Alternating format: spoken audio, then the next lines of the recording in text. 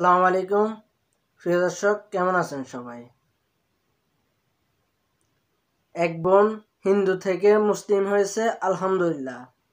আজকে আমি আপনাদেরকে সেই ভিডিওটি দেখাবো এবং সেই ভিডিও সম্পর্কে কিছু কথা বলবো।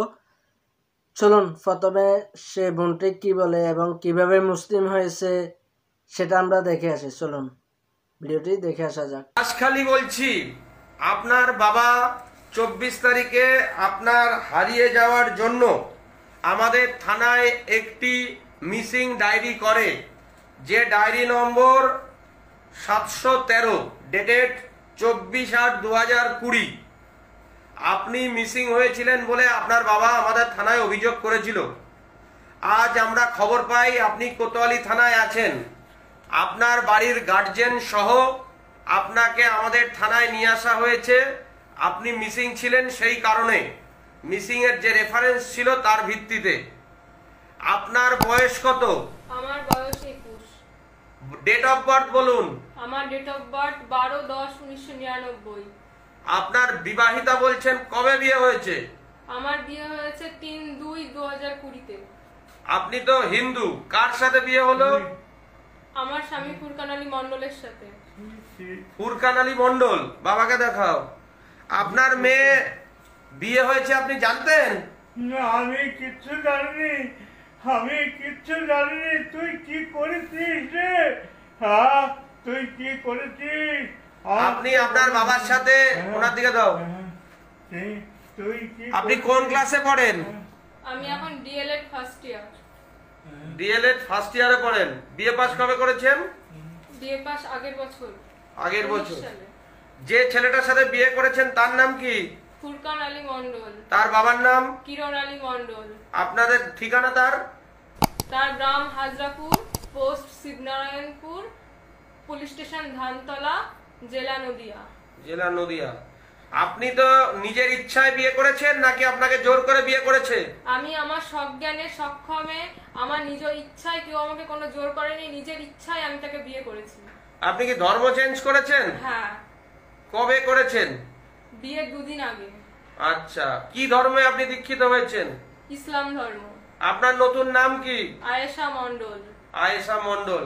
আপনি অ্যাডাল্ট, আপনি কার সাথে যেতে চান? আপনার বাবা, ভাই, পাড়া প্রতিবেশী অনেকে এসছেন, যাতে আপনার মা অসুস্থ অবস্থায় আছেন, আপনাকে নিয়ে যাওয়ার জন্য। আমরাও প্রশাসনিকভাবে চাই আপনি আপনার বাবার কাছে ফিরে যান। আপনি যেতে চান? না। আপনি কার সাথে যেতে চান? আমি আমার স্বামীর কাছে যেতে চাই। দেখো বাবার অবস্থাটা দেখো। এরকম করিস না।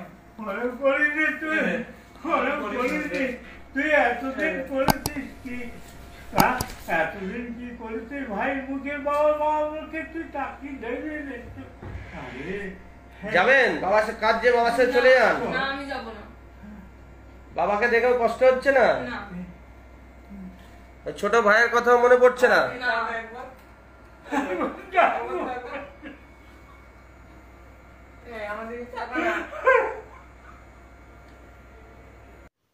প্রিয় দর্শক, আপনারা বোনটির মুখ থেকে শুনলেন সে কিভাবে মুসলিম হয়েছে।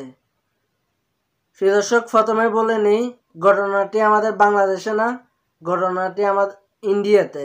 ঘটনাটি আমাদের বাংলাদেশে না, ইন্ডিয়াতে। তো এখন অনেকে বলতে পারেন ইন্ডিয়াতে হয়েছে, বা আমাদের বাংলাদেশে কেন দেখাচ্ছেন, বা আপনি কেন ভিডিও বানাচ্ছেন? তাহলে এখানে আমি একটা কথা বলি, মুসলিম শুধু আমাদের বাংলাদেশের মুসলিম না, সারা ওয়ার্ল্ডের মুসলিম আমাদের ভাই ভাই।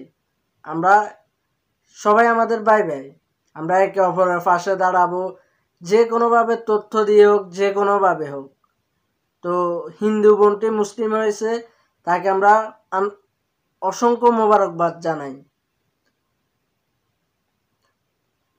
তার মুখ থেকে শুনতে পেলেন তাকে কেউ কোনো জোর করে নাই, সে নিজের স্বইচ্ছায় সজ্ঞানে হিন্দু থেকে মুসলমান হয়েছে। এটা শুধু, এই ঘটনাটা শুধু প্রথম না, এটা যুগে যুগে হয়ে এসেছে এবং হচ্ছে, আগামীতেও ইনশাল্লাহ হবে। হিন্দু থেকে মুসলিম হচ্ছে, এটা অনেক অনেক ঘটনা আছে এটার। কারণ তারা পরবর্তীতে বুঝতে পারে যে ইসলাম জিনিসটা কি বা ইসলামের নিয়ম কানুনগুলা তাদের কাছে সুন্দর লাগে, এই কারণে তারা হিন্দু থেকে বা যে কোনো ধর্ম থেকে মুসলিমের ছায়া তলে এসে। তো আমরা বোনটিকে আন্তরিক মোবারকবাদ জানাই, সে হিন্দু থেকে মুসলিম হয়েছে তার সজ্ঞানে।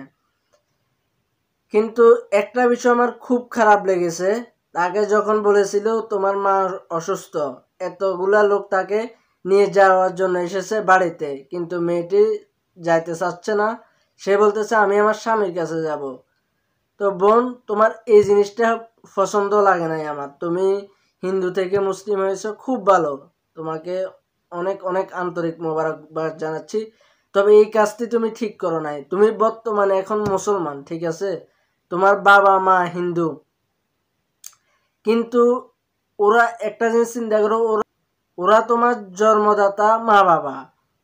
তো তুমি মুসলমান হয়েছ, কিন্তু তাদের সাথে যাওয়া তোমার উচিত ছিল, তোমার মার সাথে গিয়ে দেখা করার উচিত ছিল, তাদেরকে সেবা যত্ন করার উচিত ছিল। পরবর্তীতে তুমি তোমার স্বামীর কাছে চলে আসতা, ঠিক আছে। তবে তুমি এই কাজটা ঠিক করো নাই। তুমি তোমার বাবার সাথে ভাইয়ের সাথে যাওয়া উচিত ছিল, তোমার মা বাবাকে দেখে আসার উচিত ছিল। তো প্রিয় দর্শক, আজকের ভিডিও এই পর্যন্ত। যারা আমার চ্যানেলটি এখনো পর্যন্ত সাবস্ক্রাইব করেন নাই, তারা ভিডিওর নিচে সাবস্ক্রাইব বাটনে চেপে সাবস্ক্রাইব করে দিবেন এবং পাশে থাকা বেল আইকনটি বাজিয়ে দিবেন, যেন সবার আগে আমাদের সংবাদগুলো আপনার কাছে পৌঁছায়। আর যারা অলরেডি সাবস্ক্রাইব করে ফেলেছেন তাদেরকে অসংখ্য অসংখ্য ধন্যবাদ।